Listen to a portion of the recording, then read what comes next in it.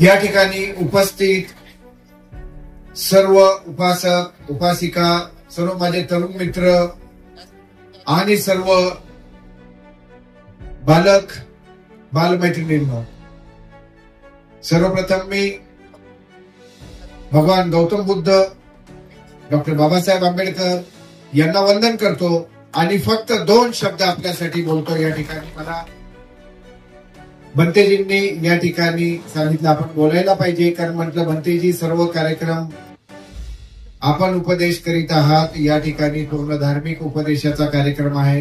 भंतेजी म्हटले आपल्याला देखील समजलं पाहिजे साहेब की इथं काय चाललेलं आहे, आम्ही काय करत आहोत आणि हा कार्यक्रम कशासाठी ठेवला गेलेला आहे। मी या ठिकाणी आपले कार्यक्रमाचे आयोजक सिद्धार्थजी हत्ते आंबिरे यांचं कौतुक आणि अभिनंदन करतो। त्यांनी इतका सुंदर कार्यक्रम ठेवला आणि आपण सर्वांनी मोठ्या संख्येने उपस्थिती दाखवली। भर पावसात वातावरण अतिशय खराब आहे, त्याच्यात आपण आलात कारण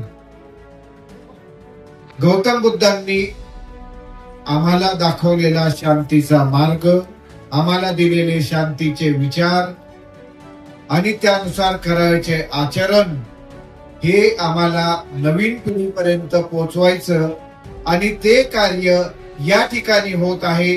त्याबद्दल परत एकदा खूप खूप कौतुक आणि अभिनंदन आयोजक डॉक्टर सिद्धार्थ यांचं। आणि मला देखील आपल्याला वाटत असेल फक्त भाषणांचा कार्यक्रम किंवा आम्हाला भंतेजी काही उपदेश देत आहेत, तेवढ्या पुरते मित्रांनो हे मर्यादित नाही।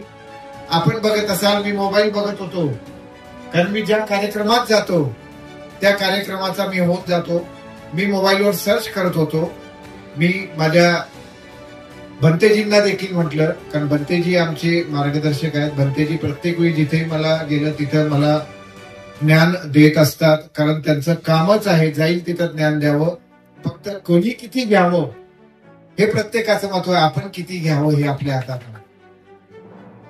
आणि मी मग सर्च करत होतो, एक एक गोष्ट मी सर्च करत होतो मला जेवढं देईल, कारण मी पूर्ण या कार्यक्रमात आलेलो, सगळं मी बाकीचं सोडलेलं आणि बऱ्याच गोष्टी मला परत एकदा अवगत झाल्या गौतम बुद्धांनी दिलेल्या, कारण आपण फक्त आणि फक्त तेच विचार ऐकण्यासाठी या ठिकाणी आलेलो आहोत। तर माझी आपल्या सगळ्यांना विनंती आहे, जे गौतम बुद्धांनी दिलेले विचार आहेत, जे बाबासाहेबांचे विचार आहेत, ते आपण या ठिकाणी ऐकून समृद्ध होऊन जावं आणि त्याचं आचरण आपल्या आयुष्यात करावं आणि आपल्या नवीन पिढीसाठी देखील तोच मार्ग द्यावा। मी परत एकदा मला बोलवल्याबद्दल या ठिकाणी आयोजक सिद्धार्थजी हत्ते आंबिरे यांचा आभार मानतो आणि माझे 2 शब्द संपवतो। जय हिंद, जय महाराष्ट्र, जय भीम।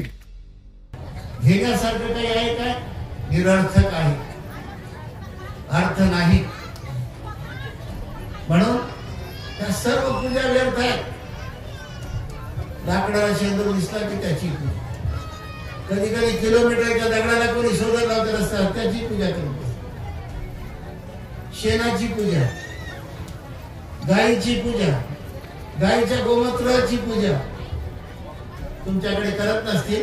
तुमच्याकडे जरा सुधारलेत लोक आमच्याकडे करतात, तुम्ही ग्रंथ वाचन करता ना, त्यामुळे तुम्ही सुधारलेले असाल, तुमच्याकडे करीत नसाल। बघा, अहो गायीचं शेण आणि गोमूत्र खाऊन माणसं जर पवित्र होत असतील, शुद्ध होत असतील, इतिहासामध्ये कधी काळी आमच्या माणसांनी आजच्या गायीच्या गायी खाल्ल्या, ते किती पवित्र असतील हो। शेण खाणाऱ्यापेक्षा जास्त पवित्र आमची माणसं असतील ना। शेण आणि गायीचं मूत्र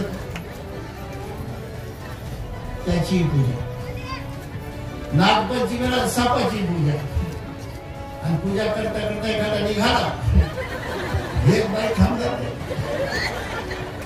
तुमच्याकडे करीत नसतील, तुमच्याकडे सुधारले ग्रंथ वाचन वगैरे करता आमच्याकडे करतात। बघा कशाची पूजा करतात तो काही सांगता येत नाही, कशाची पूजा करतात। त्या सगळ्या पूजा व्यर्थ आहेत। आपण एकच पूजा करायची, ती म्हणजे बुद्ध आणि बाबासाहेब आंबेडकर यांचीच पूजा करायची, बाकीची पूजा करायची सोडून द्या। माणूस मेल्यावर निवद घेऊन जातात त्या कावड्याची पूजा.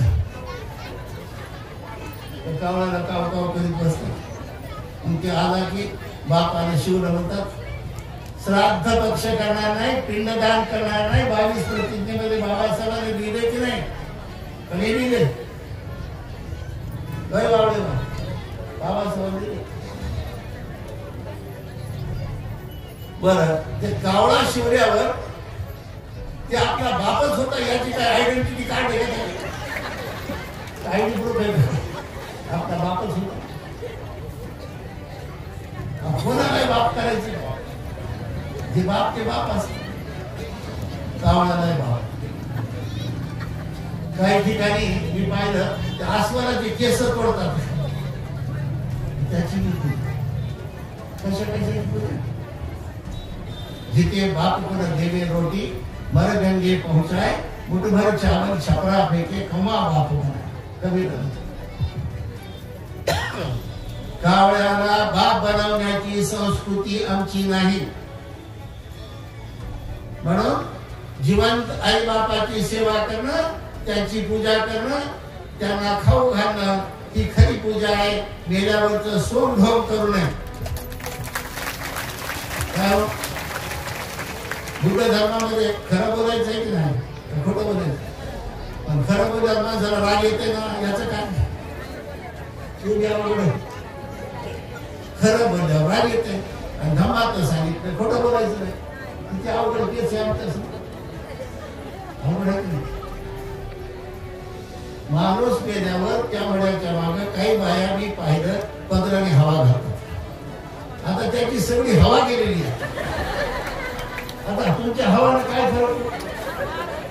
जेव्हा त्याला हवा, पंखा, एसी, काही कूलर लावायचं होतं तेव्हा नाही लावलं. आता हवा दबाडायची नाही, दबाड वागताय की नाही? हे खोटं खोटं वागायचं आपल्या धर्मात आहे. तुमच्याकडे घालीत नसतील कारण तुम्ही सुधारले. आमच्याकडे तुम्ही आता वंदना करता, ग्रंथ वाचन करता, तुमच्याकडे करीत नसतील. सोनं तोंडात घालतात, सोनं तुमच्याकडे टाकत नसते. टाकतात तेव्हा आई नाही टाकत. बरं किती टाकतात? सगळी पोत तोडून टाकत नाही. किती लबाड लबाडी आहे. आणि थोडस टाकतात एवढं. काही तर मळ्याच्या ठिकाणी थोडं पाणी पाजू द्यावं होतं. जेव्हा पाणी पाजायचं होतं तेव्हा नाही पाजलं. आता पाणी लबाडी आहे की नाही? खोटं खोटं आहे की नाही? सर मी बोलतोय पूजेला पात्र आहे त्याची पूजा करा, हो व्यर्थ पूजा करू नका. आपण पाहता आपले सर्व उपाशी कामे सर्व बंदी गेल्या 3 महिन्यापासून विधान गमगणितीच्या आपल्या आपल्या विभागामध्ये वाचन सुरू आहे. आपल्या युद्धाच्या प्रमाणात आजचा दिवस महत्वाचा होता. आपण पाहिजे असेल थायलंडच्या भिंतीच्या असतील, व्हिएतनामच्या भिंतीच्या असतील, भारतामध्ये भिंतीच्या असतील. भारतामध्ये अनेक राज्यातल्या भिंतीच्या आपल्या इथं परिस्थिती आलेली इथे. आणि सर्व उपासकांनी निमंत्रणा दिली, सर्वांना आशीर्वाद दिले आणि स्वतः सर्व भिंतीजींनी या परिसराच्या जागेची पाहणी करून विचार करून त्या जागेचं नाव सुवर्णभूमी परिसर असं ठेवले आहे. या बंदिरीच्या तोंडातून आलेली हे नाव मला वाटतंय नक्कीच ही जागा जागतिक लेवलच्या दर्जाचं इथं बुद्धीवर उभारल्याशिवाय राहणार नाही. आपल्या माध्यमातून सर्वांना कळू. अजून पाहिजे असेल परभणीमध्ये रात्री 4 वाजल्यापासून प्रचंड ढगफुटी होती. एकदम परिस्थिती बिकट होती पावसाळ्यामुळं. असं बऱ्याच जणांना वाटत होतं की कार्यक्रम होतो का नाही, का कार्यक्रम रद्द होतो का काय. पण मला सांगायचं मुद्दाम की तथागतांचे आशीर्वाद, बाबासाहेब आंबेडकरांचे विचार पुढे नेण्यासाठी कुठल्याही वाऱ्या वादळाला न बघता आज भारतातील भंतीच्या असतील, थायलंडच्या असतील, व्हिएतनामची भंतीच्या असतील, ते सर्व जरी इथं आले त्यांनी तथागत भगवान गौतम बुद्धांच्या मार्गाने सांगितलेलं की शांतीच्या आणि अहिंसेच्या मार्गाने जायचं. तर हा बौद्ध समाज इथं सर्व आज एकवटला होता.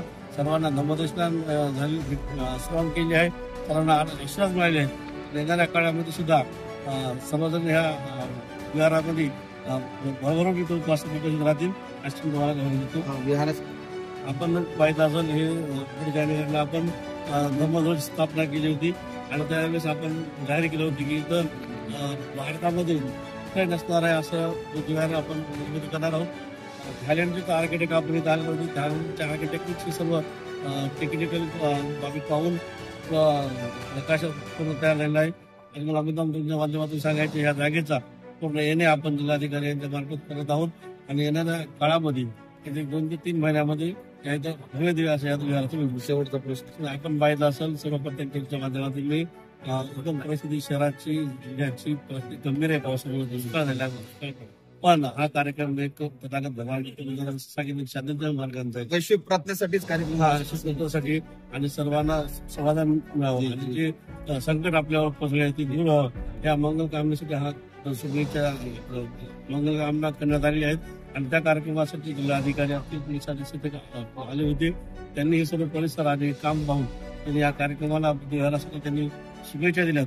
तुमच्या माध्यमातून मी सर्व आंबेडकरी समाजाच्या वतीनं प्रकाशकाच्या वतीनं त्यांचा आभार व्यक्त करतो. ते एवढ्या परिस्थितीत येऊन गेले.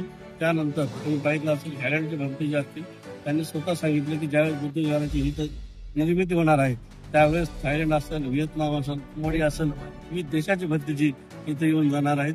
हे सुद्धा आमच्यासाठी आणि परभणीतील सर्व आंबेडकरी जनतेसाठी बुद्ध उपासकांसाठी नक्कीच आनंदाची बाब. धन्यवाद.